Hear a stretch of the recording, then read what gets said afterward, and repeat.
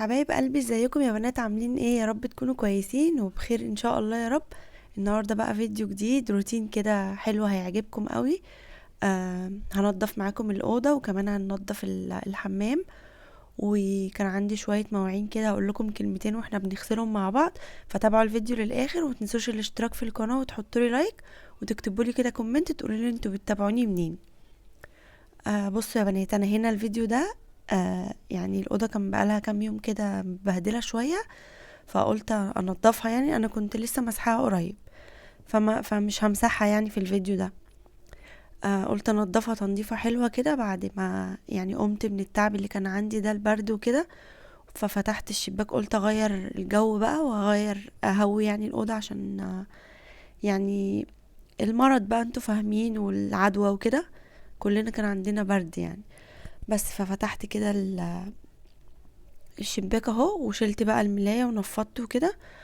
وانا هنا بصوا كنت نقلة الشاشة الكبيرة بتاعت الصالة برا، دخلتها في الأوضة هنا عشان احنا ايه يعني.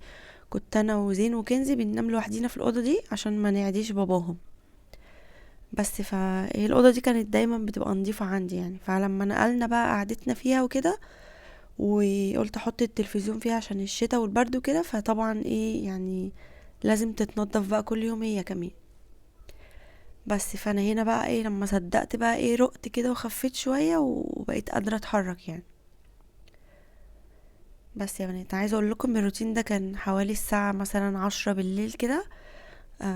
خليت كنزي وزين نزلوا عند تيتا بتاعتهم يعني هنا جنبي، فقلت لهم انزلوا بقى وسيبوني اروق ايه الأوضة اللي خلاص اتبهدلت دي.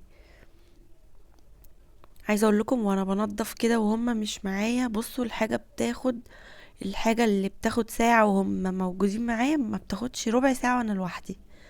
خلصت بقى بسرعة بسرعة كده ودخلت عملت الحمام، وكان في مواعين برضو، عملت كذا حاجة وهم مش هنا. بس كنت عايزة امسح الأوضة، بس كنا بالليل بقى فاهمين. وكان يعني كانت الساعة 10 زي ما قلتلكوا، فكان هما يقعدوا ساعة بس ويطلعوا. فقلت مش مشكلة بقى ايه اكنسها كنسة حلوة كده وخلاص. بصوا عايزة اقول لكم بقى هنا عندي شايفين الخداديات. آم، انا مفضية منها فايبر كتير عشان لما كانت عالية كانت بتوجع الرقبة والراس وكده. فمش عارفة ايه يعني، انا مش عارفة ايه الصح. المفروض المخدة تبقى مليانة قوي ولا لا انا فضيتها؟ انا مش عارفة اعمل اللي مريح يعني بالنسبة لي ولا ايه. بس هي وهي متفضية ال- الكياس بتاعتها شكلها مش حلو. بصوا هي مفروشة كده تحسوها فاضية كده واقعة من الكيس، بس هي كده مريحة يعني وطرية علينا. فمش عارفة ارجع اعملها فايبر تاني ولا اعمل ايه، قولولي كده اعمل ايه. بس هنا بقى ايه خلاص خلصت بقى فرش السريرين، وقلت اكنسها كنسة حلوة كده بالمكنسة. ما صدقت اشغل المكنسة بقى. زين مش معايا، بيترعب من صوتها مش عارفة ليه. بس ما بصدق الصراحة يبقى نايم في الأوضة التانية أو مش في البيت يعني. شغلها بقى والف بيها كده على الشقة كلها. هنا كده اهو بصوا شايفين الأوضة كانت متبهدلة جدا وكانت مليانة بقى مناديل. وكل ما نشرب حاجة احطها مثلا كوباية ليمون او حاجة، الاقي على الكومودينو بقى جنبي تلزيق وكده. فقلت لا خلاص بقى انا بقيت كويسة يعني، خفيت اقوم كده ايه اديها ترويقة حلوة كده. خلصت بقى ولمعت برضو ظهر السراير والكومودينو. والسلم الخشب ده هنا كنت حاطة عليه الكتب بتاعت كنزي، فنقلتها بقى بره على السفرة طالما احنا ايه قاعدين هنا ومش مش هيبقى فيه مذاكرة يعني في الأوضة دي. بس بصوا يا بنات شايفين نطفت كده ونورت بقى شكلها يفتح النفس. رشيت بقى هنا معطر كده وخلاص.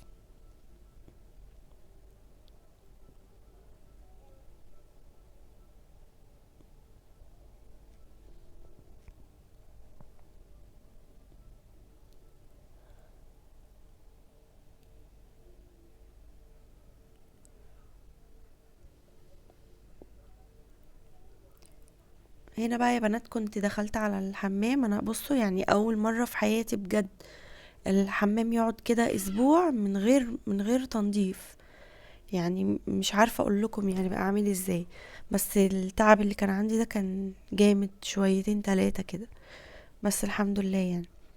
هنا بقى انا دخلت كده، مبقتش استخدم اللي هو الصابون بقى ولا اريال من ساعة ما جربت اللي هو البريكس ده.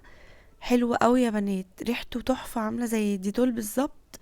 ورغوته بصوا يعني فظيعة، بتبقى عايزة كده تقعدي تشطفي 3 ساعات فيه. بنضف الحمام بالسلك المواعين اللي هو العادي الناعم ده. بس بحب اغسل كده بالحتة السلكة وارميها على طول، عشان ما مش هينفع يعني اعمل بيها حاجة تاني. ما بحبش اغسل بقى بليفة واخليها وكده. بس هنا كان الحوض مليان تراب كده من اسمه ايه، من الشباك بتاع الحمام الموتيل كده بيتفتح. بفتحه عشان يعني الحمام يتهوى وكده، فبيدخل تراب. فكان الحوض بقى يعني من قلة الغسيل اهو حوالي اسبوع، التراب بقى يدخل على المية اللي مطرطشة على الحوض، فعمل زي بقع كده مش حلوة، بقع سودا تراب كده. بس هنا كده اهو بصوا خلاص كده. الحتة الازاز دي انا بترعب منها وانا بغسلها، بحسها تقع عليا تعورني. خلصت كده اللي هو الرف الصغير ده، وبصوا الحنفية بقت تلمع ازاي والحوض نضف. ايه كمان، عايزه اقول لكم خلوا بالكم من نفسكم بقى، عشان بجد دور البرد بتاع اليومين دول صعب قوي يعني، بيطول. يعني بصوا انا بسجل لكم اهو الفيديو، وكنت خفيت خالص يعني، وما كانش فيه رشح ولا اي حاجه. ما هما يومين بالظبط اللي ارتحت فيهم، ورجع اهو صوتي برضو تعب تاني. ويعني حاسه فيه رشح كده شويه. بس التكسير بقى اللي كان عندي ده، وان انا ما كنتش قادره اتحرك من مكاني، لا الحمد لله بقيت قادره يعني. بنضف كده وبعمل اكل وكل حاجه الحمد لله. هنا بقى برضو دخلت على الحته اللي هي الخلاط ده بتاع الدش.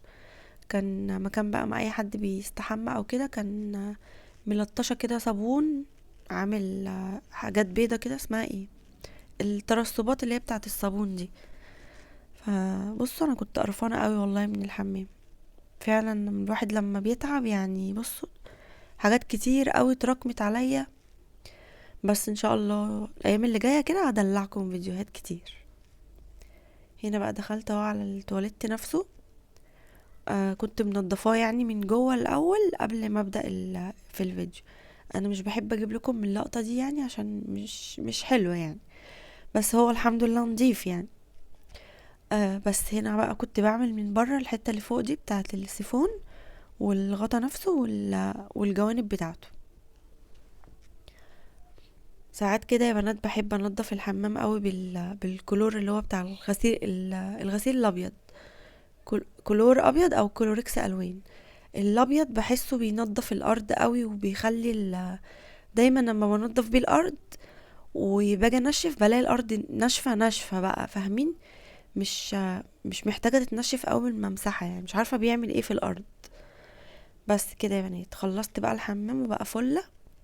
دخلت بقى هنا ايه، حطيت شويه غسيل، حاجات فواتح كده، هي لونها رمادي بس مش عارفه طالعه لونها ابيض ليه. بس وزي ما قلت لكم بحب اشغل الغسالة في نفس الوقت اللي انا بغسل فيه المواعين. هنا بقى دول برضو يعني ما كانوش كتير، كانوا شوية مواعين. بصوا هتلاقوا اكتريتها، بصوا مجات مجات وكوبايات. انا كنت يعني بشرب كمية سوائل. انا كنت يعني بصوا 3 مرات ورا بعض مثلا. ليمون وراه ينسون، وراه ممكن اعمل شاي بليمون. عايزه اقول لكم لدرجه الحلبه انا اصلا ما بحبهاش خالص يعني، بتعمل ريحة كده مش حلوة في الجسم وفي الهدوم، مش عارفة يعني، مش عارفة بتغير ملامح البني ادم ليه. ريحتها صعبة قوي. بس برضو كنت بشرب يعني اي حاجة سخنة قدامي كنت بشربها. فهتلاقوا بصوا اكترية المواعين هنا كده، آه مجات وكوبايات. كان في ورايا كمان تاني يعني مش دول بس.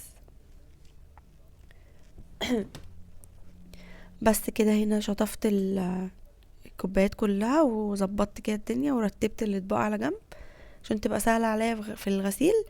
وهنا كنت منضفة الحوض اهو.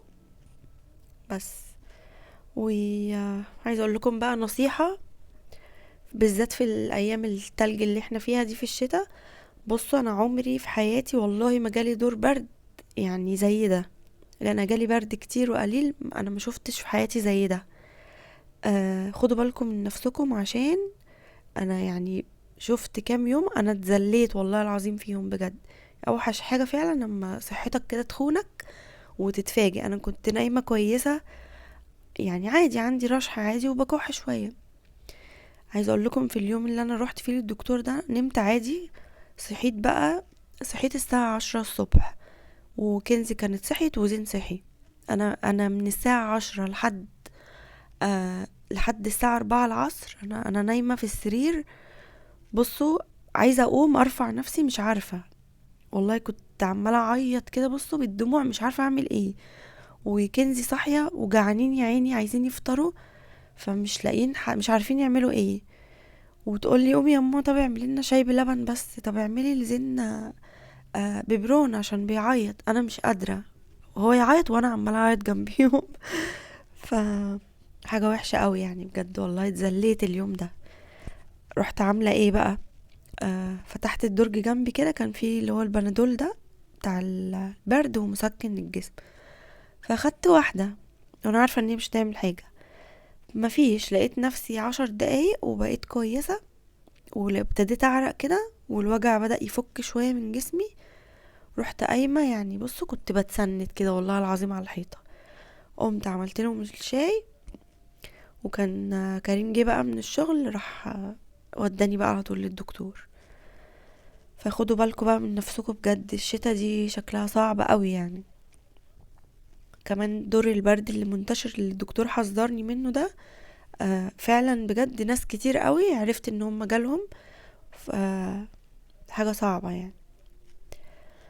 اللي حصل لي ده عايزه اقول لكم اداني درس ان انا بصوا طول الشتا بقى والله بجد هقضيها حاجات سخنة.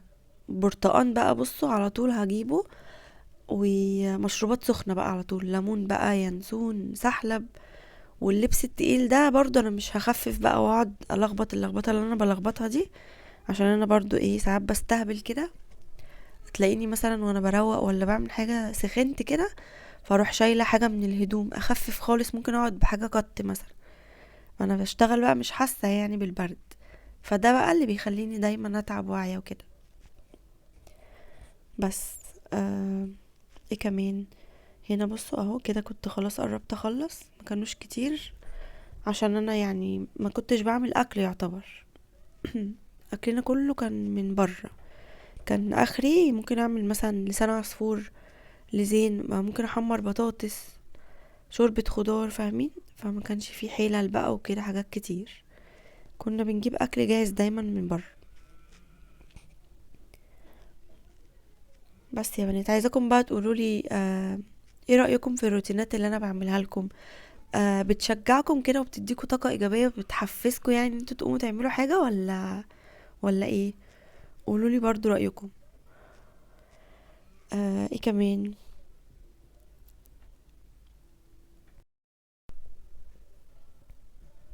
لو لو وصلتوا بقى في الفيديو لحد هنا، ما تنسوش بقى الاشتراك وتكتبوا لي كومنت وتحطوا لايك للفيديو، عشان كل ما انزل فيديو جديد ينزل يجيلكوا يعني اشعار بيه وتشوفوه. بس وقولوا لي برضو انتوا يعني بتتابعوني من اني بلد او من اني محافظة.